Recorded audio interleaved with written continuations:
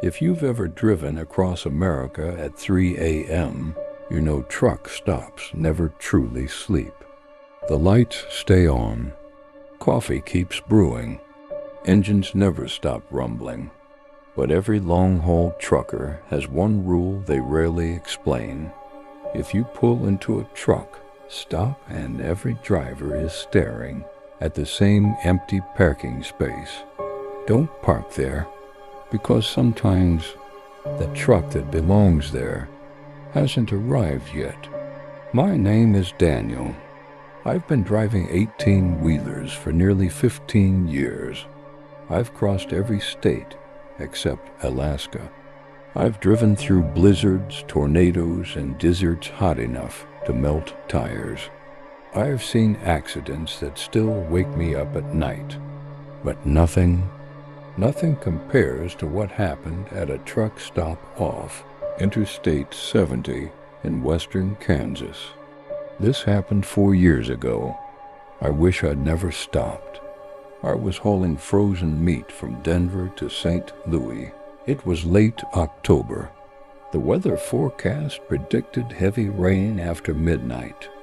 I was already behind schedule because another truck had jackknifed outside Denver. My electronic logbook warned I had only 45 minutes left before I legally had to stop driving. The nearest truck stop appeared on my GPS. Exit 14. I'd never been there before. It wasn't a major chain, just a small independent stop with fuel pumps, a diner, showers, and about 40 parking spaces. Exactly what I needed. The rain started the moment I left the interstate. By the time I pulled into the parking lot, the windshield wipers couldn't keep up. Lightning flashed overhead. That's when I noticed something strange. Almost every parking space was occupied, but one space, near the center of the lot, was completely empty. That wasn't unusual. What was unusual was every truck around it had left nearly 10 feet of extra room, as if nobody wanted to park anywhere near it. I shrugged. Easy parking. Perfect. I turned my wheel. Before I entered the space, an old trucker stepped directly in front of my headlights. He wore a faded denim jacket and a dirty red cap. He raised one hand. I slammed on my brakes. He slowly walked to my driver's window. His face looked exhausted. "You don't want that spot." I laughed. "Why not?" He didn't smile. "Because it isn't empty."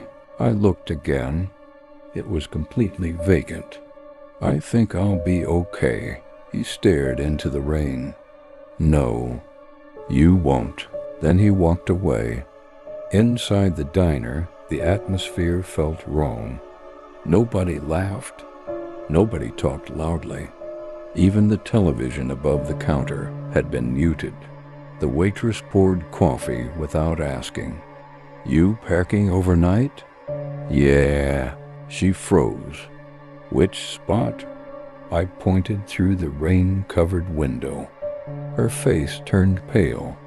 She whispered, "You should move." I smiled awkwardly. "You're the second person to tell me that." She leaned closer. "Then maybe you should listen." Before I could ask why, she walked away. By 11:30, I was back inside my truck. The rain hammered against the cab. I locked every door, closed the curtains, turned on a podcast. Within minutes, I fell asleep. A loud metallic bang woke me.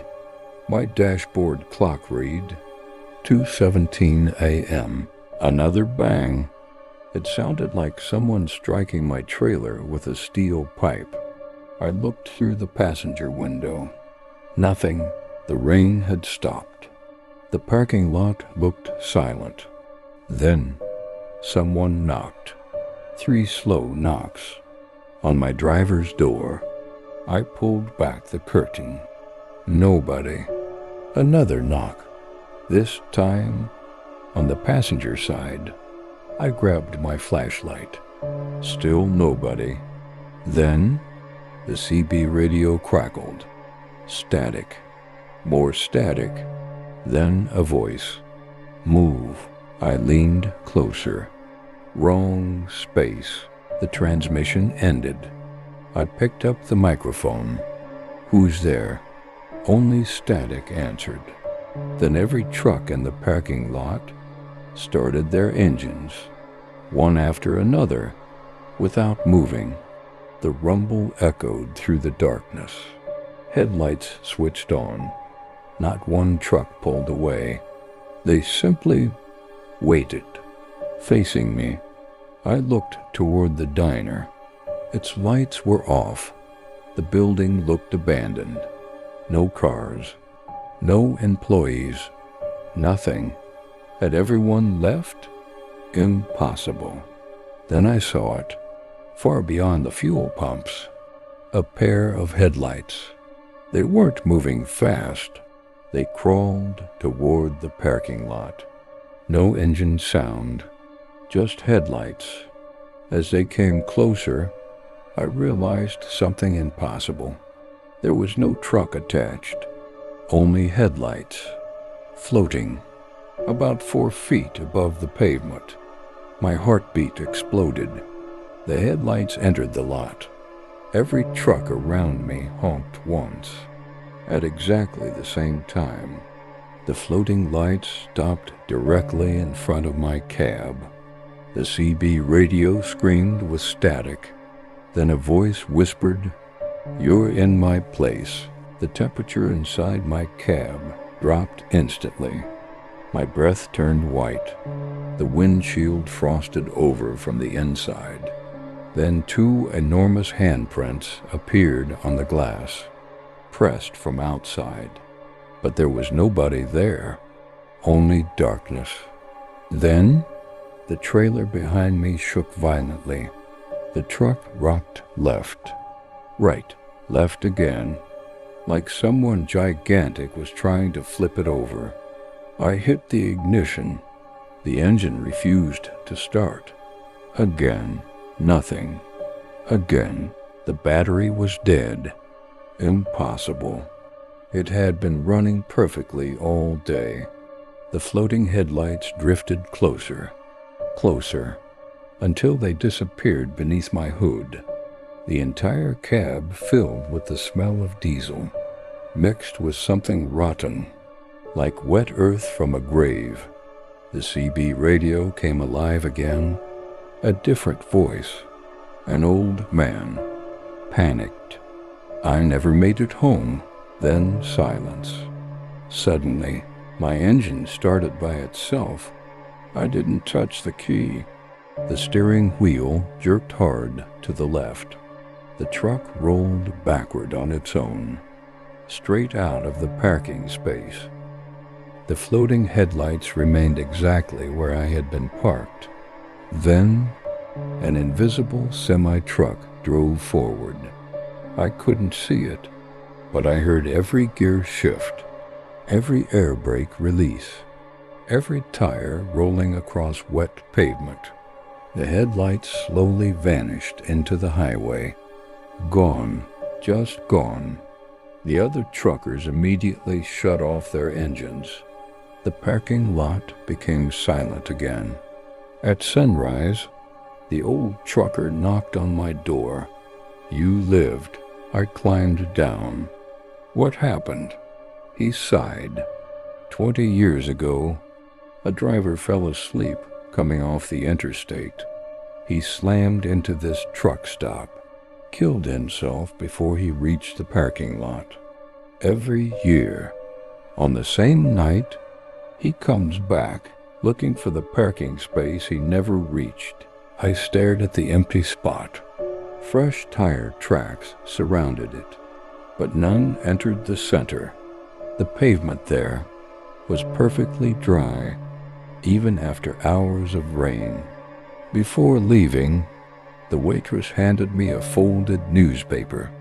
The front page was dated October 29th, 20 years earlier. The headline read, "Local trucker killed before reaching truck stop."